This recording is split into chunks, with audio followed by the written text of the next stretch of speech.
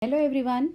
Today we'll revise the poem An Elementary School Classroom in a Slum, written by Stephen Spender. Spender was born in 1909 and he died in 1995. His work concentrated on themes of social injustice and class struggle. In this poem also, he wants to draw attention of everyone towards the problem of slum kids so that their life can be improved and they may get trained to become good citizens rather than criminals. Now we'll see the key points of the poem. The slum children are like rootless weeds which cannot resist anything for their existence. They are physically weak and undernourished. Spender voices his concern for these children who live all their life in slums and have no opportunity to enjoy real blessings of life. He makes a frantic appeal to the educated and affluent sections of the society to better the lot of the slum children through education because he believes that education is the only tool which will remove social injustice and class inequality. Now we move to the explanation of the poem. First stanza is far, far from gusty waves, these children's faces like rootless weeds. He says, these when you see these kids, you feel like they are far, very far from gusty waves. Gusty waves here means energy. Their faces are not energetic. These children's faces like rootless weeds and they seem like rootless weeds. Like it means they do not belong to anywhere. The hair torn round their pallor and their hair hanging on the both side of their face, it seems that they have torn the face itself.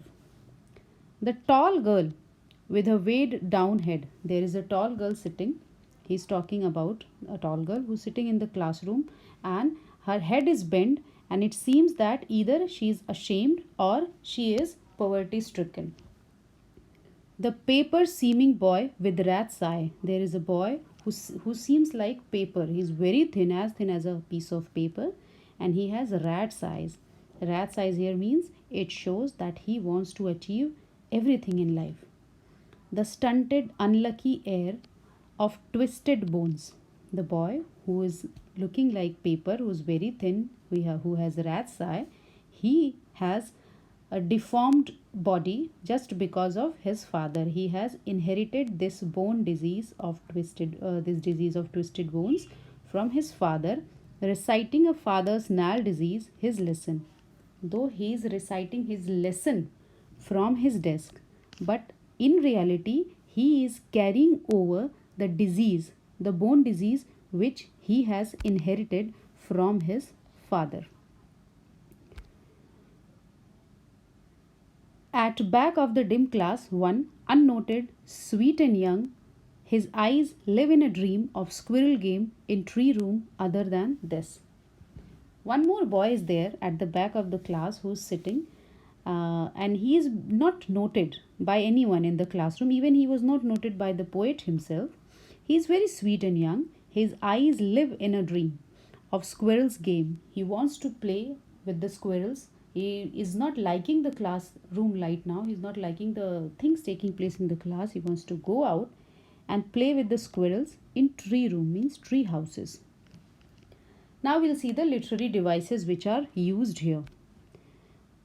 Simile. First one is simile. Children are compared here with rootless weeds. It is simile here. Second one, metaphor. The boy is compared to the paper. Here the boy is compared to paper, paper seeming boy. Then is repetition. Use of far to stress the distance. Far, far from gusty waves. Okay. When the words are repeated, the figure of speech is repetition. Then we come to the second stanza.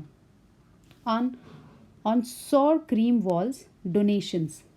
He says that the walls which are made with the donations given by the rich people, he is here describing the color of the wall. Sour cream means he also wants to say that because of lack of funds, it is not painted nicely. There are a few pictures on the wall. Shakespeare's head cloudless at dawn. He says that Shakespeare's head is there in one of the pictures and his bald head seems like sun at dawn, rising sun at dawn time. Civilized dome, which also looks like a dome, means semicircular. Riding all the city, mean the whole city. When the sun rises in the morning time, it is of the shape of a dome, means semicircle, and it rides all the city. Shakespeare's head is compared to that sun. And one more picture is there, Beld Flowery Tyrolese Valley. One more picture is there which contains these beautiful flowers. And apart from this, there is an open handed map awarding the world its world. There is a map which is carelessly made, which gives the world its world, means whatever places are there in the world, it shows all the places. And yet, for these children, these windows not this map their world. But in reality, for these children, this map is not their world. The places shown in the map, they are not their world, the world of these kids. Their actual world is the windows, not this map. Means whatever they see out of the window, that is their world. Where all their future painted with the fog, and their future is painted with the fog. Here the poet is talking about the slum. These kids, when they watch out of their window, out of their classroom window, they can only see the slum around them, and this is their future painted with the fog. Painted with the fog, here he means to say dark future. A narrow street sealed in with the lead sky. When they look out of the window, what they can see? They can see a narrow street sealed in with the lead sky. Again here, dark future and darkness everywhere. Foggy. Far, far from rivers, capes and stars of the world. And their life, their world is far, is away from the rivers and capes. Capes are the like lands which are near water bodies like sea, and stars of, it's like island, capes are like islands, and stars of words, and their world is away from all these beautiful things, rivers, capes, stars of the world. Now comes the literary device. First we'll see metaphor. Walls are described to be dull here as sour cream. Walls are compared with sour cream. The future of the kids is described as limited. Narrow street means here narrow street. The future is compared to a narrow street. Assonance, repetition of vowel sounds whenever we find in lines, then that is assonance. Next stanza. Surely Shakespeare is wicked, the map a bad example. Here the poet is calling Shakespeare evil and the map a bad example. Why he is calling map a bad example? Because the map contains the places, the beautiful places where everybody sees ships, sun, and the world full of love, tempting them to steal. The poet says, these kids are devoid of love and affection. Nobody likes them, nobody loves them. And they see the world full of love, and when they see the beautiful things in the map, then this thing tempts them to steal, to achieve that thing, and this may lead them to be criminals in future also. For lives that slyly turn in their crammed hole. And this is very bad example. Shakespeare is evil and the map is a bad example, because these people live in their crammed tiny holes, and they have holes here means homes, and they have adjusted to it also. One very important thing is here, Shakespeare is wicked. It is also explained this way that Shakespeare is called wicked because whatever he has written, the drama, the plays, he has hardly mentioned any poor person in them. He has always written about noble people, rich people, kings and queens. He has not written things about slum kids or poor kids. That is maybe because of this also Shakespeare is mentioned to be evil. From fog to endless night.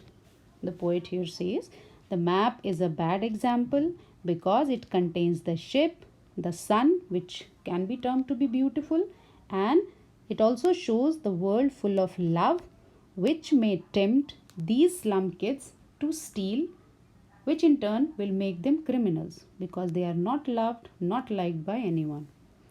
And they live in small homes which are like holes, means they are as tiny as holes. From fog to endless night. From fog to endless night, their life is spent in the slum itself. On their slag heap, these children wear skins peeped through by bones and spectacles of steel with mended glass. He says, on their slag heaps. On their slag heaps means on their weak body, these children wear skins. It seems that their skin is like cloth and peeped through by bones, and their bone can also peep out of that. And if any kid is wearing spectacles, then that spectacle, which is made of steel, is having the glass which is mended. The lens of the spectacles is also mended. Mended means repaired. It is broken and repaired, like bottle bits on stone. As the bits of glass we can see out of the stone, in the same way, the lens of the spectacles seems to be mended. All of their time and space are foggy slum. All their time is spent in the slum, and all their space is the slum itself. Their place of living is also the slum, and their whole time is also spent in slum itself. So blot their maps with slum as big as doom. So blot their maps with slums as big as doom. So this over means on daily basis this slum keeps on growing, and this in turn will hamper their growth as well. Okay, because this growing it will increase the hardships of their life. As these slums are getting bigger, they will destroy the future of these kids, and it is very difficult for such kids to escape from them because the slums are becoming bigger and bigger as doom. Literary device here, metaphor, their homes are small like holes. Homes are compared to small holes, and simile, their repaired spectacles like bottle bits. Okay, like bottle bits here, simile. Alliteration, use of vowel sound F from fog also and far far also. Okay, far far was a repetition, and F is also this alliteration because sound is consonant sound is repeated here. Then comes the next stanza. Unless governor, inspector, visitor. Now in this stanza, the poet is talking about how we can improve this situation. Till now he was discussing the problems which are faced by these slum children. Now he is going to talk about the solution.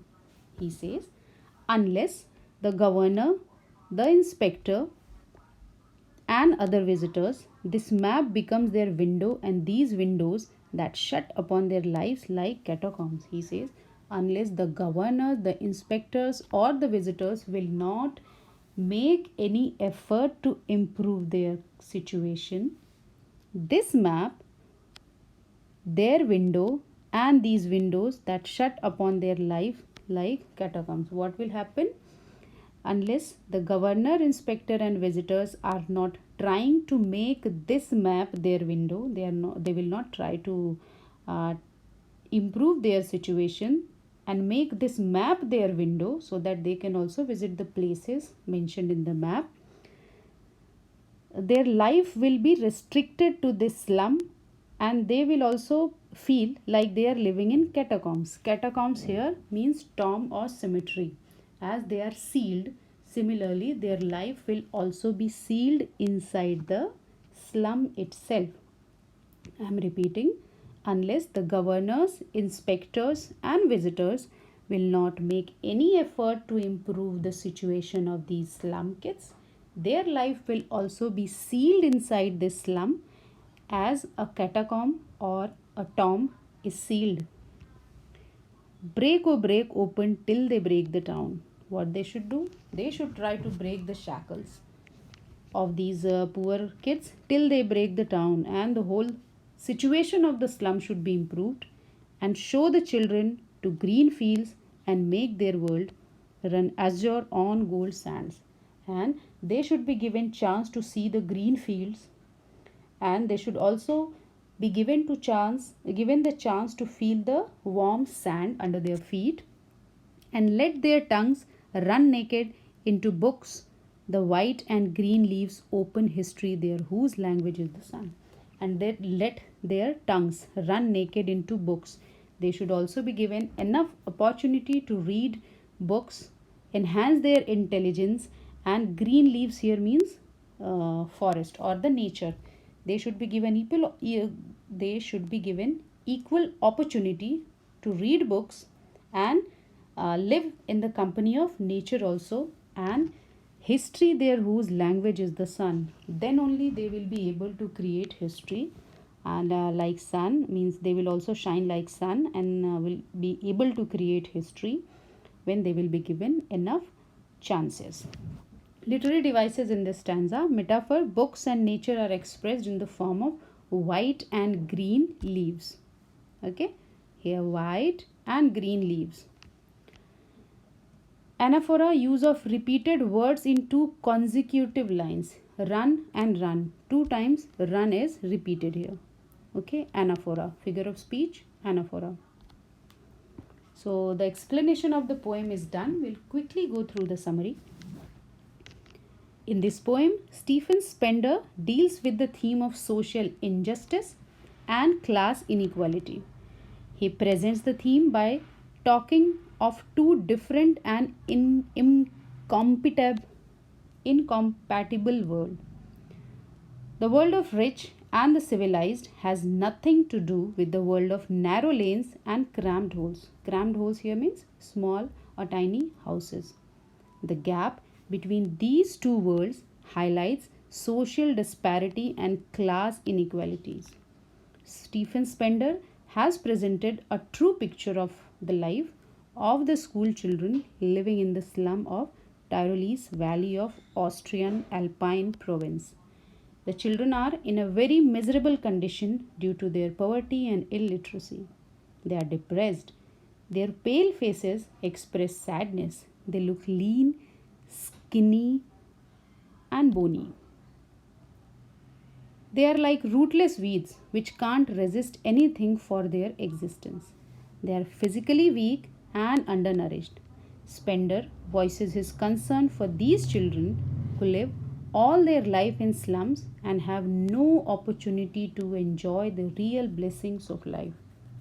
He makes a frantic appeal to the educated and affluent sections of the society to better the lot of the some children through education, because he believes education is the only tool which can change the world, which can remove social injustice and class inequality from the world. Thank you everyone for watching this. In case any doubt, you can ask me. Thank you everyone.